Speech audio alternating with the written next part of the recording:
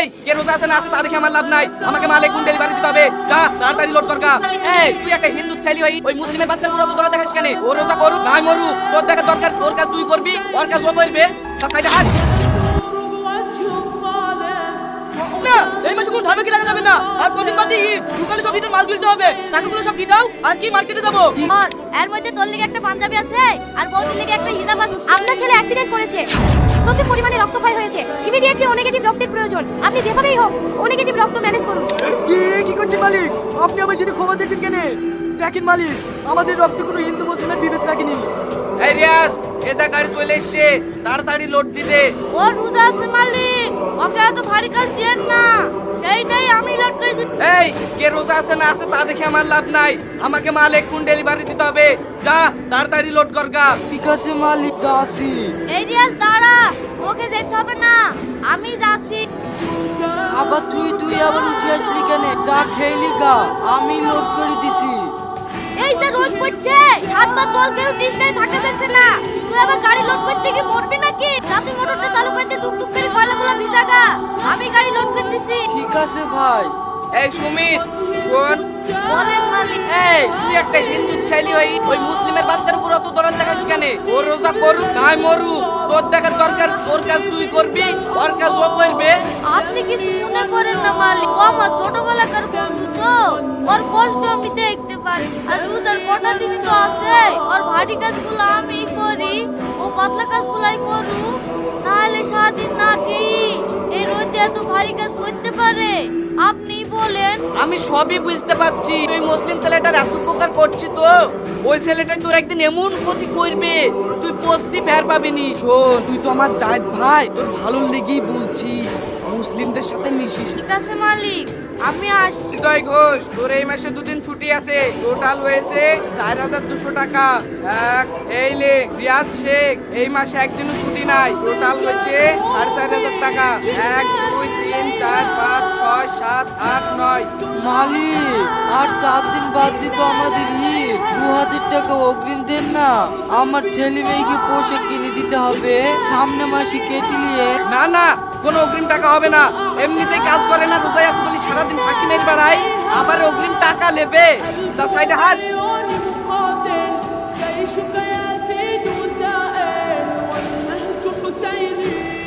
বড় ভাই কত টাকা হলো?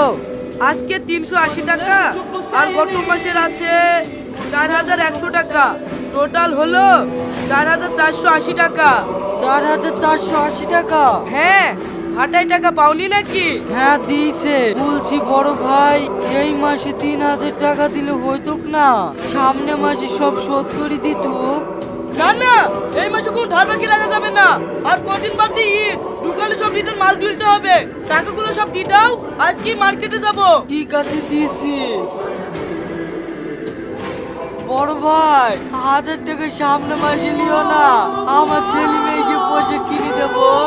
না না, এই মুহূর্তে টাকার বিশাল দরকার, আমি কোনো মতে ধার রাখতে পারবো না।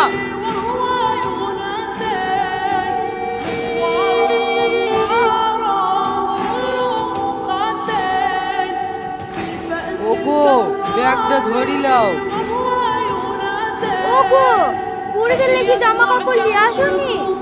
না গো, ভাটা থেকে যা টাকা পেয়েছিল গত মাসে ধার ছিল, আর আজকে বাজার করতে গিয়ে সব পুড়ে গেছে। এই দেখো 20 টাকা ঘুরে এসে, এই টাকা দিয়ে কি করে ছেলে মেয়ের লেগে পোশাক কিনবো বলো? আব্বা আব্বা তুমি চলে এসছো, আমাদের জামা কই? তুমি জানো আব্বা তুমি আমাকে ও জামা দেখাতে এসছো তো, আমিও মমিনকে ভুলে এসেছি, আমার আব্বা বাজারে গিয়েছে আমার লেগে জামা কিনতে, তুমি জামাটা দাও না আব্বা, আমি মমিনকে দেখে আসি। তোমাদের জামা আব্বা, আমাদের জামা কাকুর কাছে গেলে। বাবু তোমার আব্বু মনের ভুলে ব্যাগটা দোকানে দিয়ে চলে এসেছিল, আমি ল্যাস। আব্বা আব্বা তাহলে আমি জামাটা মমিনকে দেখে আসি কি? এই বুঝছো লেরিয়াস, ব্যাগটা ধর, এর মধ্যে তোর লেগে একটা পাঞ্জাবি আছে আর বৌদির লেগে একটা হিজাব আছে। এতগুলো টাকা খরচ করি এসব নিয়ে আসে তোর কি দরকার ছিল? আর 4 দিন বাদ ঈদ, ছেলে পিলি নতুন পোশাক পরবে না। লে পাঞ্জাবিটা বের করে দেখ তোর পছন্দ হয় কি। তুই আমার এত বড় উপকার করলি বন্ধু, তোর এই ঋণ আমি কি করে শোধ করবো? দেখ তোর যদি এটা ঋণ মনে হয় তাহলে তোর বাড়িতে আমি আর কোনোদিন আসবো না। বৌদি ইফতার রেডি করো, আজ সন্ধ্যাবেলা আমি আর তোমার ভাবি তোমাদের বাড়িতেই খাবো। ঠিক আছে ভাইজান। এই রিয়াজ আমি আসছি, তুই থাক। এই সুমিত, সন্ধ্যের আজানের আগে আগে চলে আসবি কিন্তু। ঠিক আছে রে, ঠিক আছে আসবো।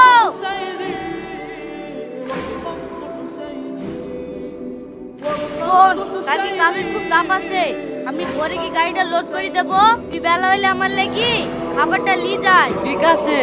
বৌদি তুমি কি করে রান্না করো গো? তোমার ভাই তোমার হাতে রান্না খেয়ে খেয়ে তোমার রান্নার খুব নাম করে, আমাকে একটু শিখিয়ে দিও তো। ঠিক আছে লো, ঠিক আছে, তুমি মাঝে মাঝে আসবা, তোমাকে শিখিয়ে দেব। লেন ভাইজান, আর একটা রুটি।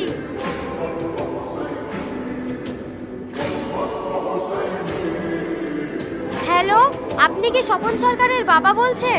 হ্যাঁ বলছি, কে? আমি নিউ আমতলা নার্সিং হোম থেকে বলছি। নার্সিং হোম থেকে? কেন, কি হয়েছে? আপনার ছেলে অ্যাক্সিডেন্ট করেছে, প্রচুর পরিমাণে রক্তক্ষয় হয়েছে, ইমিডিয়েটলি ও নেগেটিভ রক্তের প্রয়োজন। আপনি যেভাবেই হোক ও নেগেটিভ রক্ত ম্যানেজ করুন। আমি এখন রক্ত কোথায় পাবো? কেন আপনাদের নার্সিং হোমে রক্ত নেই? না, আমাদের কাছে এই মুহূর্তে ও নেগেটিভ ব্লাড নেই। আমরা ব্লাড ব্যাংকে ফোন করেছি, আসতে প্রায় 1 ঘন্টা সময় লেগে যাবে। 30 মিনিটের মধ্যে যদি আপনার ছেলেকে ব্লাড না দেওয়া হয় তাহলে আপনার ছেলেকে বাঁচানো সম্ভব না। আপনাদের মধ্যে কারো যদি ও নেগেটিভ রক্তের গ্রুপ হয়ে থাকে তাহলে তাকে ইমিডিয়েটলি নার্সিং হোমে নিয়ে আসুন। ও ভগবান, আমি এখন কি করব? এই তোরা সব কে নাই রে, কে নাই, আমার ছেলে আর নাই।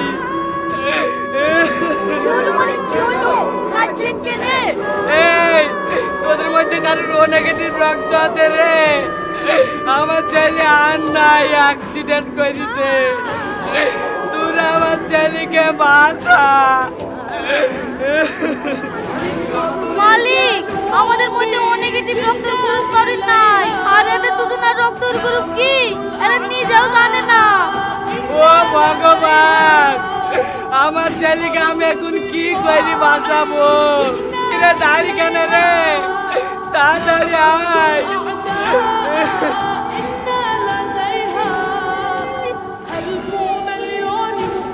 এই দেখেন ডাক্তার বাবুর রিপোর্ট, এর ও নেগেটিভ রক্ত। তাড়াতাড়ি আমার ছেলেকে আপনি বাঁচান। আমি স্বপন সরকারের বাবা, আমার ছেলে অ্যাক্সিডেন্ট করে আপনাদের নার্সিং হোমে ভর্তি আছে।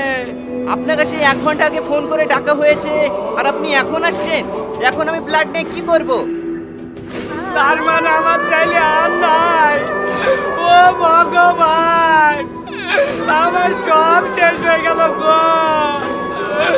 থামেন থামেন, কান্না করেন না। আপনার ছেলে তো মরেনি, এখনো বেঁচে আছে। আমার ছেলে বেঁচে আছে? হ্যাঁ, আপনি আপনার ছেলেকে নিয়ে এসেছিলেন, ওনারই ও নেগেটিভ রক্ত, উনি আপনার ছেলেকে বাঁচিয়েছেন। কে কে কে সেই মন ব্যক্তি আমার ছেলেকে বাঁচিয়েছে? রিয়াজ, তুই এই নার্সিং হোমে, তোর কিছু হয়েছে নাকি? এই সেই লোক যে আপনার ছেলেকে বাঁচিয়েছে। তুমি আমার ছেলেকে বাঁচিয়েছো? তুমি আমাকে ক্ষমা করে দাও। তুমি মুসলিম বলি তোমার সাথে আমি অনেক অন্যায় করেছি। তোমার কাছে আমি হাত জোড় করছি, তুমি আমাকে ক্ষমা করে দাও। কি করছেন মালিক? আপনি আমার সাথে ক্ষমা চাইছেন কেন? দেখেন মালিক, আমাদের রক্তে কোনো হিন্দু মুসলিমের বিভেদ রাখিনি, বিভেদ আমাদের মনে। আমরা শুধু হিন্দু মুসলিম করে করে একে অপরকে ঘৃণা করি। চলুন মালিক, আমরা আর কোনো ভেদাভেদ না করে সবাই মিলে একটা সুন্দর সমাজ গড়ে তুলি। তুমি আজ আমার চোখ খুলে দিয়েছো। তুমি যে এত ভালো মনের মানুষ আমি বুঝতে পারিনি। আজকে তোমাকে নেমন্তন্ন দিলাম, আগামীকাল ইফতারটা তোমরা আমার বাড়িতেই করবা। ঠিক আছে মালিক। আয় ভাই, তুই আমার বুকে আয়।